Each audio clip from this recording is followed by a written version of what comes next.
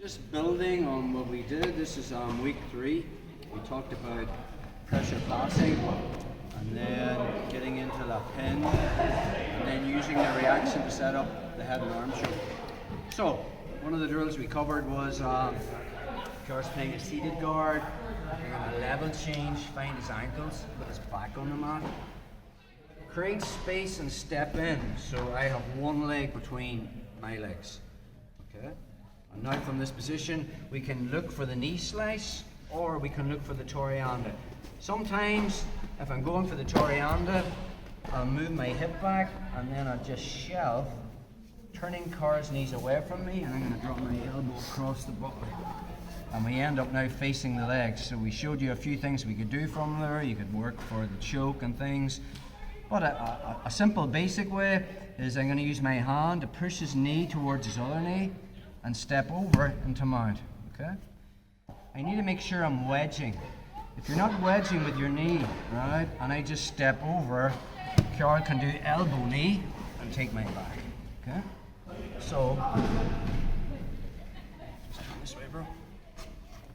So anytime we're here, okay, my left knee is tight to Car's right hip.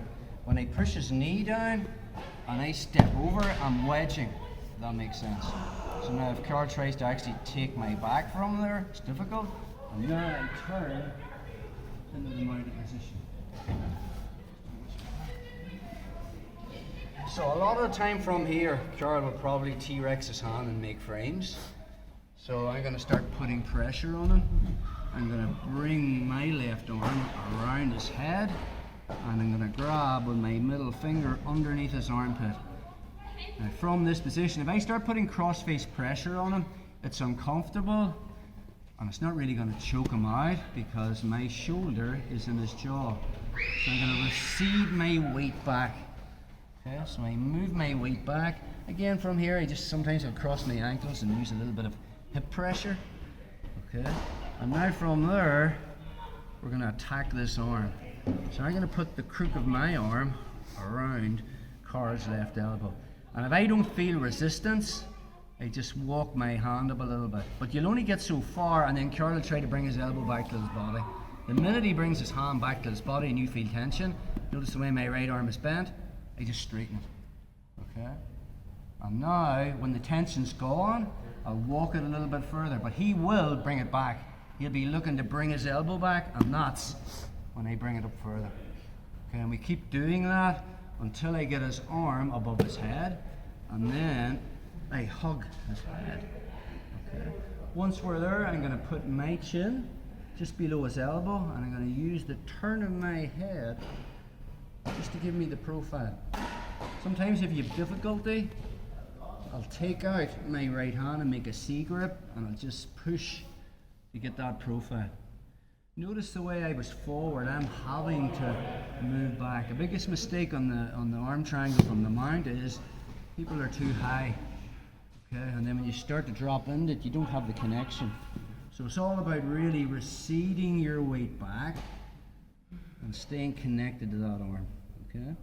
Once we're here, the 3 pressors that I want to finish the choke are, I want my bicep pushing into Car's right jugular. I'm going to be pushing his shoulder into this left jugular, and my shoulder is pushing into his larynx. So it's like this. Okay? And like every choke in jiu-jitsu, it's all about connection.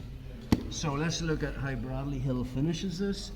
So once we get to here, again, Carl's main escape will be to try and get this arm back around again. I mean, I've seen all of that answering the telephone. No, it doesn't really work. Okay? He'll want to bring this around, which is why my head needs to stay super low. Right. And now from there, I get hand to hand. And it's all about connection. You can't see this visually, but my left bicep is really connected to his right jugular. Okay? Now from this position, yes, we can squeeze and get it, but you're using a lot of muscular strength from that position. What I want to be doing is just using leverage. So watch, this is Bradley Hill's detail. I'm going to straighten my right leg and turn my left hip to put my right hip on the mat, and all my weight goes into that shoulder. So again, I'm not even doing too much with my hands there. In fact, you can even do it one-handed from there. It's just that. And that's good too, because if Carl decides to try and bridge this way, my hand's posted. And now, we finish. That again, there's a lot of details in that. Take your time when you're playing it and not just set clean off. So, level change, back on the mat, create the space, hip and lever, and now I can start to shelve and drop into our lower body pins. So, I grab his knee, I bring his knees together, and I wedge with my left knee and right foot. When you're drilling this, your partner's going to try and take your back. If you're loose, they will, so that's wedging. And now I just turn into mount. More than likely, they're going to be T-Rexing their hands.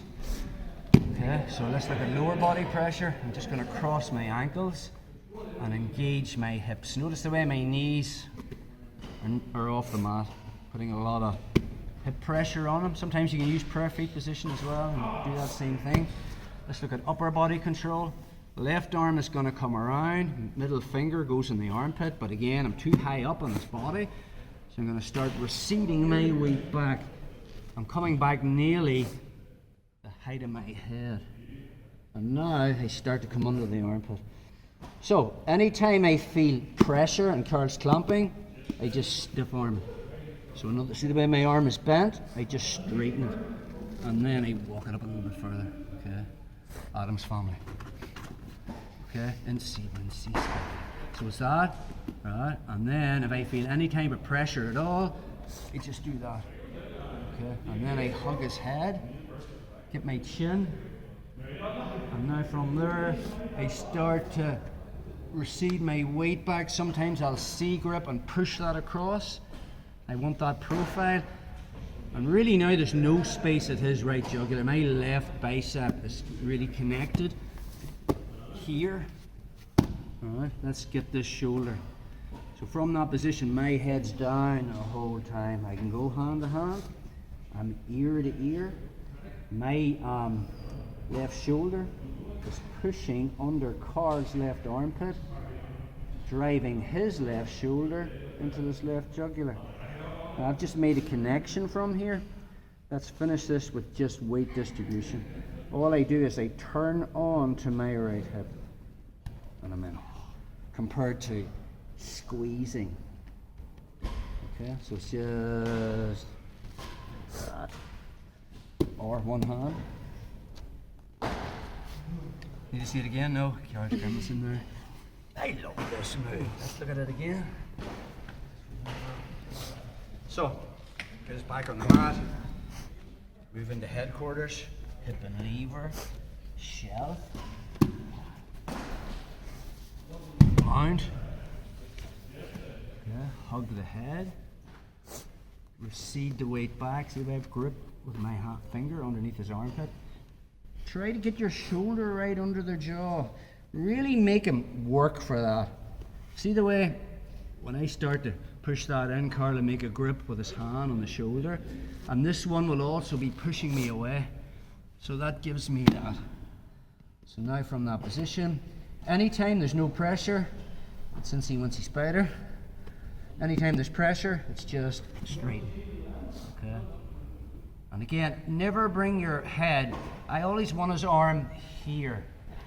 If you try to start bringing your head around here, Carl's going to start putting on headlocks and all from the other. So we never go for the head and arm until I get his arm right above his head. And then I just connect to my elbow, use my chin, but notice the way the arm's here. I might have to C-grip and push it back. I want that profile. Hand to hand, connection, head staying low, turn of my hip. Just like that.